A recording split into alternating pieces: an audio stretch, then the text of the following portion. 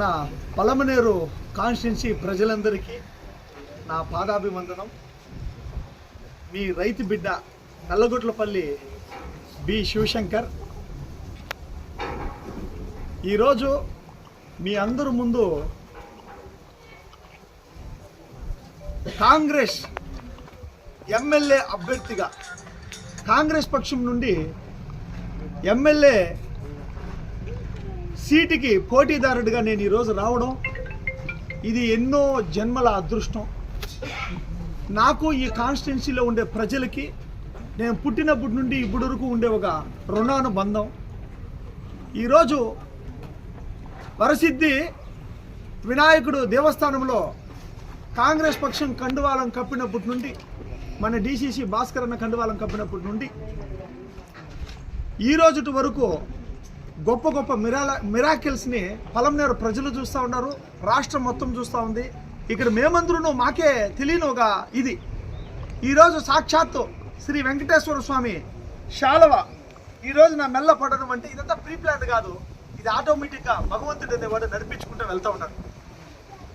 ఇది ఏది మేము ప్లాన్ చేసింది లేదు, అది ఆటోమేటిక్గా జరుగుతా ఇంతవరకు మీ ముందుకు వచ్చినాం. అతి తక్కువ కాలంలో చాలా కష్టపడి ఈరోజు మొదటి స్థానంలో ఉండామా రెండో స్థానంలో ఉండామా అనే ఒక డైనమాలోకి పెద్ద పెద్ద పార్టీలంతా కూడా డైనమా స్థితికి వచ్చేసినాయంటే ఇది ఆషామాషి అయిన విషయం కాదు. ఈరోజు పలమనేరు నియోజకవర్గంలో అన్ని నియోజకవర్గంలో ఉండే సమస్యలను ఓకే, కానీ ఎక్స్పెషలీ ఈరోజు నేను పలమనేరు గురించే మాట్లాడాలనుకుంటా ఉన్నాను. పలమనేరు నియోజకవర్గంలో ఈ గత 10 సంవత్సరాల ఇంకా జరిగిన అభివృద్ధి ఏమి అంటే కనీసం తాగడానికి కూడా నీళ్ళు ఇవ్వని పరిస్థితి. పెద్ద పెద్ద వార్డు మెంబర్లు, పెద్ద పెద్ద నాయకులు, అండర్లో ఉండే ఒక పంచాయతీలకు కూడా కనీసం నీళ్లు కూడా అందని పరిస్థితుల్లో ఈరోజు మనం చూస్తూ ఉన్నాము. ఇది గత 10 సంవత్సరాల నుండి పలమనేరులో జరిగిన అభివృద్ధి. ఇక రెండో అభివృద్ధి, కనీసం డ్రైనేజ్ వ్యవస్థ కరెక్ట్గా లేదు, రోడ్ల వ్యవస్థ అస్సలు వాన పడితే రచ్చరచ్చైపోయి పడవలు వదులుకోవాల్సిన పరిస్థితికి వస్తున్నాయి కొన్ని ఊర్లు గ్రామాలు ఇవంతా చూస్తే. అదేవిధంగా టాయిలెట్స్ కానీ ఈ డ్రైనేజీ వ్యవస్థ కానీ అస్సలు లేదు.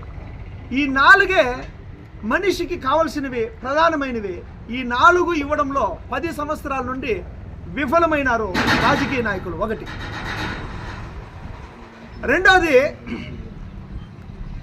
కంపెనీస్ కానీ అన్ని విధాల మంది మిల్క్ సిటీ, సిల్క్ సిటీ చాలా అద్భుతమైన పలమనేరుకి ఒక ఒక ఒక ఎక్స్ట్రాడినరీ ప్రకృతి సిద్ధమైన వనరులు కానీ, ఇక్కడున్న వాతావరణం కానీ, మంది ఒక పూర్ ఊటీ అనేసి ఏదో ఒక పేరు కూడా పెట్టినారు. అంతా ఇక్కడ పలమనేరులో చెప్తా ఉంటే చాలా సంతోషమైంది.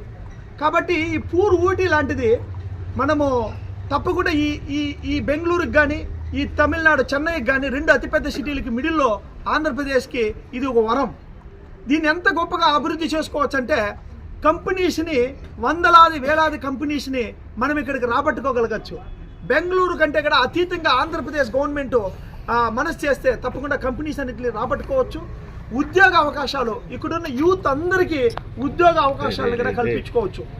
ఏదో ఒక మాట వరుసన ఈ నల్లగుట్లపల్లిలో ఒక 2 కంపెనీలు పడినాయి అని ఆ ప్రాసెస్ అంతా చెప్తా ఉంటే దాన్ని కట్ చేసుకొని మన అమరన్న టీం అంతా పెట్టినారు 7 లక్షలు 8 లక్షల వ్యూస్లు. అన్నా అమరన్న, నేను అనింది మన అనుచరులకో వాళ్ళకో వీళ్ళకో 2-3 సైట్లు ఇచ్చేదాని గురించి చెప్పలేదన్నా నేను ఆ రోజు. అమరన్న, ఈ పలమనేరు కాన్స్టిట్యున్సీని ఒక బెంగళూరు ఎందుకు చేసిండగలదు ఒక పారిశ్రామికవేత్తగా మీరు? అది నా పాయింట్. తప్పకుండా అన్న వచ్చి ఆశీర్వాదం ఇస్తే ఈరోజు నేను నా మ్యారేజ్కి వచ్చి అన్న వచ్చి ఆశీర్వాదం ఇస్తే ఈరోజు మీ అందరి ముందర నేను నా భార్య అందరూ వచ్చేసి ఉందాం. ఆయన ఆశీర్వాదం ఇస్తే టీటీడీ కళ్యాణ మండపం పెళ్లి చేసుకున్నాం. అదేవిధంగా మన వెంకటరెడ్డి అన్న గారు తప్పకుండా ఈ 5 సంవత్సరాల నుండి ఎంత వ్యతిరేకత ఉంది, ఎంత దీనికి ఈరోజు వైఎస్ఆర్సీపీ పైన ఈ పలమనేరు కాన్స్టిట్యున్సీలో వ్యతిరేకత ఉంది అన్నది మీ అందరికీ తెలుసు, ఇక్కడున్న వాళ్ళందరికీ తెలుసు, పలమనేరు కాన్స్టిట్యున్సీ మొత్తానికి తెలుసు. అభివృద్ధి అన్న పదానికి 1000 కిలోమీటర్ల దూరంలో ఉన్నారు. తప్పకుండా అభివృద్ధి చేయకపోయినా పర్వాలేదు, ఈరోజు అందరూ చెప్తే చంద్రబాబు నాయుడు గారితో సహా అందరూ చెప్తున్న విషయం ఏమిటంటే ఆ కమిషన్ల గురించి నేను మాట్లాడదలుచుకోలేదు, ఇంకో దాని గురించి నేను మాట్లాడదలుచుకోలేదు, ఇంకోటి నేను మాట్లాడదలుచుకోలేదు. ఈరోజు పలమనేరు అభివృద్ధికి మీరు ఏం చేసినారు అనేది నేను వెంకటేగౌడని నేను ప్రశ్నిస్తూ ఉంటాను. మన అమరన్న మినిస్టర్గా ఉండి ఈరోజు ఏం చేసినారు వాళ్ళు? ఏదో అనుచరులుగా లేదు ఎవరికో ఒకరికి 4 సైట్లు ఇచ్చేస్తే సరిపోతుందా? ఎన్ని తీసుకొని వచ్చిండొచ్చు, ఎంత పెద్ద ప్లాట్ఫామ్ వేసిండొచ్చు ఒక మాజీ మంత్రిగా ఆయన. కాబట్టి తప్పకుండా ఇంకా ఒకసారిగా మనం చూసినాము, ఒకసారి 2 కిటాలుగా చూసినాము అమరన్న గడ ఎమ్మెల్యేగా. బట్ కానీ ఎప్పుడు వచ్చేసిందన్న గొప్ప అభివృద్ధి అనేది పలమనేరు నోచుకోలేదు. తప్పకుండా ఈ 10 సంవత్సరాలను ఇంకా ఏదైతే కోల్పోయినామో ఇది ఇంకా 5 ఏళ్లలో, ఇంకా నెక్స్ట్ రాబోయే 5 ఏళ్లలో ఒక గొప్ప అభివృద్ధిని పలమనేరులో మనం చూస్తూ ఉన్నాం. అది ఎంత గొప్ప అభివృద్ధి అంటే 24 గంటలు రాత్రి 12 గంటలకి ఇంటి లోపల కొలాయి తిప్పితే నీళ్ళు రావాల. ఏమప్పా ఇది ఆశ్చర్యం వేస్తూ ఉంటుంది మీకు అందరికీ. అబ్బా 24 గంటలు నీళ్ళ ఎందుకు ఇవ్వగలరు సార్? 24 గంటలు నీళ్ళు లేని ఒక జీవితం, అది నా దృష్టిలో అది జీవితమే కాదు. పొగులు నీళ్ళు ఇస్తాం, రాత్రి నీళ్ళు ఇవ్వమంటే 24 అవర్స్ మనిషికి నీళ్ళు లేకపోతే బతకడం ఎట్లా? ఒకటి నా ప్రశ్న. అమ్మా మీరందరూ గ్రామంలో ఉండే వాళ్ళందరూ దయచేసి నా పాయింట్ గమనించండి. వారానికి ఒకసారి నీళ్ళు వదులుతున్నారు సార్, నీటి సమస్య లేదు అంటున్నారు. వారానికి ఒకసారి నీళ్ళు వదలడం నీటి సమస్య లేనట్లు కాదు. వారానికి ఒక దినం నీళ్ళు వదలడం ఉంటే అది ఆహారం అంతా ఏం చేస్తున్నారు? డ్రమ్ములకు పట్టుకుంటా ఉన్నారా, లేకపోతే ఎక్కడ సొంపులకు వదులుకుంటారు? ఎట్లా బతుకుతూ ఉంటారు మీరంతా? తప్పకుండా బెంగళూరులో అయితే, వేరే నగరాల్లో అయితే 2 గంటల సేపు కాదు, ఒక్క 5 నిమిషాలు నీళ్ళు రాకపోతే విలవిలలాడిపోతారు. టాయిలెట్లో పోయి నీళ్ళు రాకపోతే ఎట్లా, టాయిలెట్లో నీళ్ళు లేకపోతే ఎట్లా అనేసి పెద్ద జగడాలైన సందర్భాలు ఉన్నాయి. కాబట్టి నీళ్లు 24 గంటలు పలమనేరుకు అందించగలిగే ఒక ఇది ఈ కాంగ్రెస్ పక్షం నుండి మన నల్లగొట్లపల్లి బి శివశంకరు ఈరోజు భుజానెత్తుకున్నాడు. మా ఆడబిడ్డలు అందరూ ఇక పైన నీళ్ళ గురించి మీరు బాధపడాల్సిన అవసరం లేదు. ప్రతి ఇంటికి కుళాయి వేసి ప్రతి ఇంటి నీటి సమస్యని తీరుస్తాను. ఇది నా వాక్కు, ఇది కాంగ్రెస్ పార్టీ ఇంకోటి ఇది కాదు, ఇది నా ఇండివిజువల్గా పలమనేరులో ఇది నా మేనిఫెస్టో అనుకోండి, పలమనేరు నా మేనిఫెస్టో అనుకోండి. నేను కష్టపడి ఇక్కడ గెలిచి ఇక్కడ ఉండి ఏ ఫండ్స్ వస్తుందో ఏ ఫండ్స్ రాదో అన్నింటినీ సమకూర్చుకొని తప్పకుండా చేయగలిగేంత నేను చెప్తున్నాను. కాబట్టి తప్పకుండా నెక్స్ట్ 5 ఏళ్లలో ప్రతి నీటి సమస్య అనేది క్లియర్ అవుతుంది. డ్రైనేజీ ప్లస్ ప్రతి ఒక్కరికి టాయిలెట్ కానీ, ప్రతి ఒక్కరికి డ్రైనేజీ కానీ, ప్రతి ఒక్కరికి రోడ్లు కానీ, ఇది నాది ప్రధానమైన ఒక వాక్కు. రెండోది ఉద్యోగ అవకాశాలు, అవన్నీ యూత్కి ఏమేమి చేయాలనేది ప్రణాళికలు అంతా చేస్తాం. ఇది కాకుండా కాంగ్రెస్ పక్షం నుండి అద్భుతమైన పథకాలని ఈరోజు తీసుకొని వచ్చిన మీ ముందరికి. కాంగ్రెస్ పక్షం నుండి మనకి రైతు రుణమాఫీ అనేది 2 లక్షల రూపాయలు ఎవరెవరైతే రైతులు రుణం తీసుకున్నారో వాళ్ళకి ప్రత్యేక హోదా 10 సంవత్సరాల గ్యారంటీ. కాంగ్రెస్ పక్షానికి ఓటు పడి గెలిచిన తక్షణమే మొదటి సంతకం ప్రత్యేక హోదా పైన ఉంటుంది. అదేవిధంగా ఇల్లు లేని వాళ్ళకి మా కాన్స్టిట్యున్సీలో ఎవరెవరికి ఆంధ్రప్రదేశ్లో కూడా మన గవర్నమెంట్ రాగానే ఇల్లు లేని వాళ్ళకి 5 లక్షల రూపాయలతో ఇల్లు నిర్మాణం అనేది జరుగుతుంది. అదేవిధంగా ఉచిత విద్య ఎల్కేజీ నుండి పీజీ వరకు అద్భుతమైన పథకానికి ఈరోజు కాంగ్రెస్ ప్రభుత్వం శ్రీకారం చుట్టింది. అదేవిధంగా వృద్ధులకి వితంతువులకి వీళ్ళకి 4,000 రూపాయలు, 3,000 కాదు 4,000 రూపాయలు పింఛను. అదేవిధంగా వికలాంగులకి 6,000 రూపాయల పింఛన్ తోటి ఈరోజు అద్భుతమైన గ్యారంటీ వచ్చేసి కాంగ్రెస్ నుండి ప్రకటించింది. ఉపాధి హామీ కూలీలకి ఒక రోజుకి 400 రూపాయలు ఉపాధి వేతనం అనేది ఆ రోజు వైఎస్ రాజశేఖర రెడ్డి గారు అప్పుడు చూసింది అద్భుతమైన పథకం. అదేవిధంగా కేంద్రంలో 30 లక్షల ఉద్యోగాలు, రాష్ట్రంలో 2,25,000 ఉద్యోగాలు మొట్టమొదటి సంతకం అవుతుంది మన కాంగ్రెస్ ప్రభుత్వం రాగానే. మనకి కేంద్రంలో కానీ రాష్ట్రంలో కానీ మనకి కాంగ్రెస్ ప్రభుత్వం వస్తే 1 లక్ష రూపాయల సంవత్సరానికి ప్రతి పేద కుటుంబంలో ఉండే పెద్ద మహిళకి ఆమె అకౌంట్కి 8,333 రూపాయలు ప్రతి నెల వాళ్ళ అకౌంట్లోకి పడడం అంటే అంత ఆషామాషి అయిన విషయం కాదు. రైతుకి గిట్టుబాటు ధర లేకుండా టమాటాలు పారపోసేది, కూరగాయలు పారపోసేది, పంట పెడితే అదృష్టం పైన ఇట్లా ఆకాశాన్ని చూసుకుంటే దేవుడా రేటు వస్తే బతుకుతా, లేకుంటే బెంగళూరు వెళ్ళిపోతా, లేకుంటే అక్కడెక్కడ పోయి పని చేసుకుంటా, వాచ్మ్యాన్ లాగా బతుకుతానని చెప్పి బతికే వాళ్ళందరూ ధైర్యంగా మళ్ళీ మళ్ళా వచ్చి రైతుగా మీరు వచ్చేసి చేసుకున్న రైతు రాజు అనే దానికి మద్దతు ధర. రైతు పెట్టుబడి మీద 50% లాభంతో మద్దతు ధర అంటే ఇది ఆషామాషైన విషయం కాదు. ఇలా మన కర్ణాటకలో కానీ 5 పథకాలతో అయితే తెలంగాణలో 6 పథకాలు అంటే 9 గ్యారంటీలతోటి ఈరోజు ఆంధ్రప్రదేశ్ మీ అందరి ముందుకు వచ్చింది. ఒకటి. రెండోది, అందరు క్యాండిడేట్లు 175 మంది క్యాండిడేట్లు నా సహోదరులు, నా పక్కనున్న వాళ్ళు, ఆశావాహులు అందరికీ నా విన్నపం ఏమంటే టికెట్ గెలవమేమో అనే పాయింట్ ఉంటే టికెట్ అవసరం లేదు, తీసుకోవాల్సిన పని లేదు. టికెట్ గెలవస్తాము అనేదానికి మీరెవరు చెప్పడానికి, టికెట్ ఓడిపోతాము అని చెప్పడానికి మనమెవరండి చెప్పడానికి. టికెట్ ఓటమి గెలుపు అనేది మన చేతిలో ఎక్కడుంటుంది? తప్పకుండా భగవంతుడి చేతిలో ఉంటుంది. ఆఖరి క్షణం వరకు మనము గెలుపు పైన వెళ్ళాల. చంద్రబాబు నాయుడు గెలుస్తాడు, మనం ఎందుకు గెలుస్తాము? నో, మనమే గెలుస్తాము. ఆఖరి క్షణం వరకు భగవంతుడి డెసిషన్ ఉంటుంది. 17 రోజుల్లో మన కోలార్ నియోజకవర్గం 17 రోజుల్లో బీఫామ్ ఇస్తే గెలిచిన సందర్భాలు ఉన్నాయి. మన కొత్తూరు డాక్టర్ జి మంజునాథ్ అన్న గారు, ఆయన ఎందుకు మనం ఇన్స్పిరేషన్గా తీసుకోకూడదు? నా రాజకీయానికి ఒక ఇన్స్పిరేషన్, నా రాజకీయ దైవం, నా రాజకీయ గురువు, నాకు అన్ని దగ్గరుండి చూసిన వ్యక్తి మన కొత్తూరు డాక్టర్ జి మంజునాథ్ గారు. అదేవిధంగా నేను సగౌరవంగా ఈరోజు చెప్పుకుంటాను, పెద్దిరెడ్డి రామచంద్రారెడ్డి అన్నకి ఒక ఏకలవ్య శిష్యుడిని ఎందుకంటానంటే ఇదే ఆర్ఆర్ ప్యారడైజ్లోకి ఆయన వచ్చినప్పటికీ ఆయనకు దూరంగా ఉన్నాను, కానీ కారు ముందర పెట్టుకొని ఆయనతో డైరెక్ట్గా నేను కలవలేదు. అదే ఆ తల్లి పెద్దిరెడ్డి రామచంద్రారెడ్డి వాళ్ళ అమ్మగారు నన్ను ఆశీర్వదించి, నేను గత 15 సంవత్సరాల నుండి అయ్యప్ప స్వామి మాలేస్తే 5 సంవత్సరాల నుండి మన మన మన పుంగునూరులోని దేవస్థానానికే, సదుం దేవస్థానానికే నేను వెళ్తాను. ఆ తల్లి ఆశీర్వాదం ఇచ్చి, అమ్మ నీ కోరిక ఫలించుగాక అనేసి ఆశీర్వాదం ఇచ్చినారు.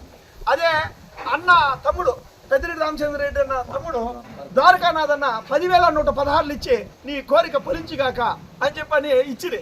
నేను ఆ రోజు కోరుకున్న కోరిక ఏమింటే, దేవుడా ఎప్పుడైనా పలమనేరు నియోజకవర్గంలో ఎమ్మెల్యే అయ్యి నేను తప్పకుండా సమస్యలన్నీ నేను నెరవేర్చల్లా అని చెప్పేసి ఆ రోజు కోరుకున్న కోరిక ఇప్పటికీ నాకు ఫోటో ఉంది. బీవీఎం క్రియేషన్స్ కమ్యూనిటీలో నేను ఆ రోజు వదిలినాను.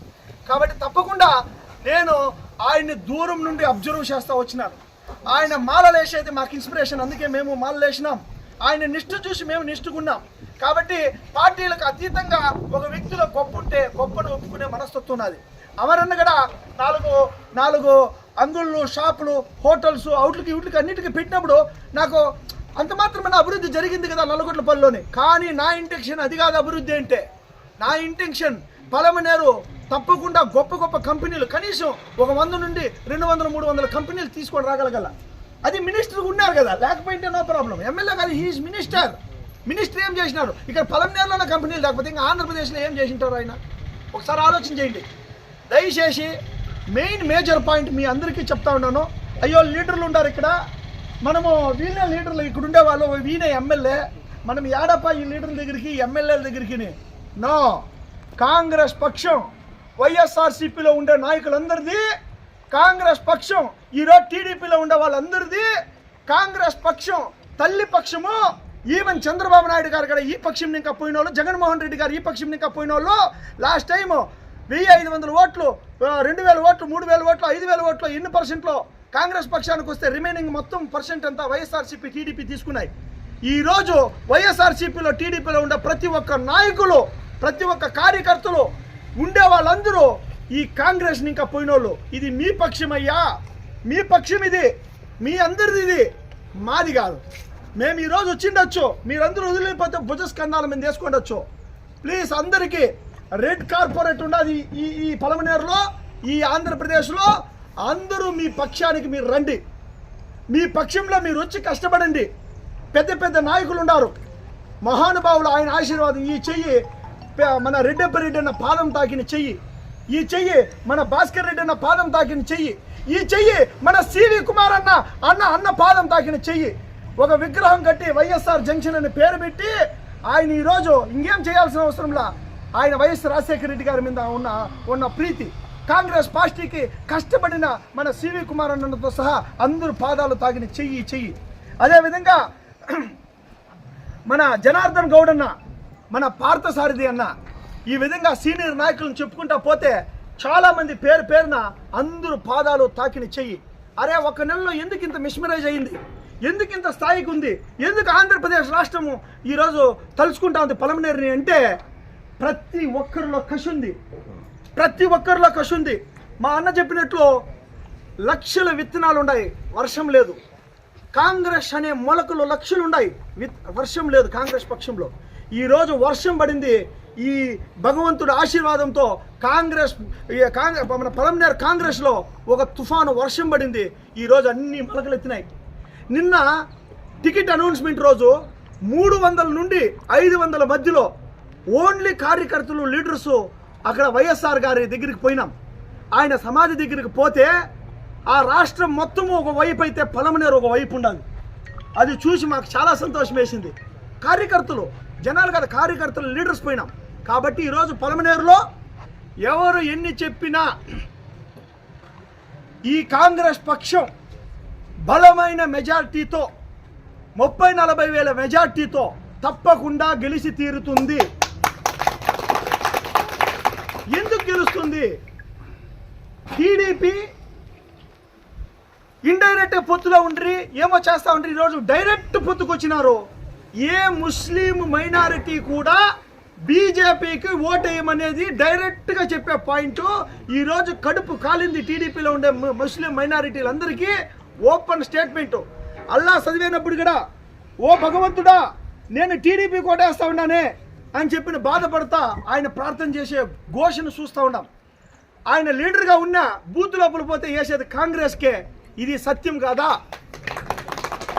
ఆ బాధ, ఆ ఘోష వాళ్ళకంతా కాంగ్రెస్ పక్షం మా పుట్టినిల్లు అని చెప్పి ఈరోజు చూస్తూ ఉన్నారు. రెండోది ఈ కాంగ్రెస్ పార్టీ వైఎస్ఆర్సీపీలో విసిగెందిపోయిన ప్రతి ఒక్కరు అరే కాంగ్రెస్ పక్షంలో ఈ విధంగా లేదే, కాంగ్రెస్ పక్షం ఉంటే బాగున్నే, ఈ తల్లి పక్షము ఎప్పుడెప్పుడు రావాలా దేవుడా, ఒక కరెక్ట్ అయిన క్యాండిడేట్, కరెక్ట్ అయిన లీడర్, కరెక్ట్గా నడిపించే వాళ్ళు, కరెక్ట్గా ముందుకు తీసుకొని పోయే రావాలని చెప్పని గత 5-10 సంవత్సరాల నుంచి వెయిట్ చేసే ప్రతి ఒక్కరికి రెడ్ కార్పొరేట్ ఉంది. ఈరోజు ఈ స్థాయికి మన పలమనేరుని ఎండగట్టేసినారు. ఎండిపోయింది సార్ మన పలమనేరు, నిజమా కాదా? మిమ్మల్ని నేను ప్రశ్నిస్తున్నారు. ఎంత గొప్పగా పారిన నది అసలు ఎండిపోయింది సార్ పలమనేరు ఎండిపోయింది. పలమనేరును ఒక ఎడారిగా చేస్తూ ఉంటారు వీళ్ళందరూ కలిసి.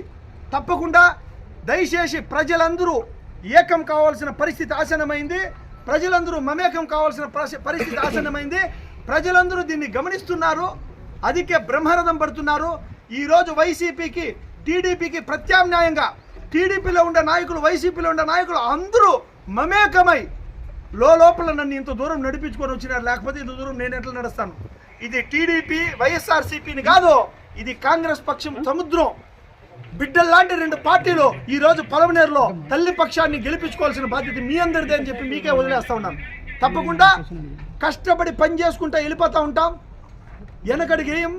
తప్పకుండా గెలుపుతో మళ్ళీ ఒక గొప్ప సక్సెస్ మీట్ని అందరితో కూడా గెలిచిన తర్వాత అందరూ సహోదరులు, నా పాత్రికేయ సహోదరులు ఆ క్షణానికే గుర్తొస్తారు. ఎందుకో నాయకులకి వైఎస్ఆర్సీపీ లీడర్లో గుర్తురారు. 2 ఏళ్ళైనా 3 ఏళ్ళైనా ఎవరికి గుర్తురారు. ఎలక్షన్ అయ్యే కొందరికే పెద్ద నాయకులందరూ వచ్చేస్తారు ఇంటి దగ్గరికి. సార్ అన్నా నమస్తే అన్నా, ఏమన్నా ఏం బాగుండారన్నా, ఎంత పెద్ద లీడర్ అయినా పక్కన పెట్టేస్తారు.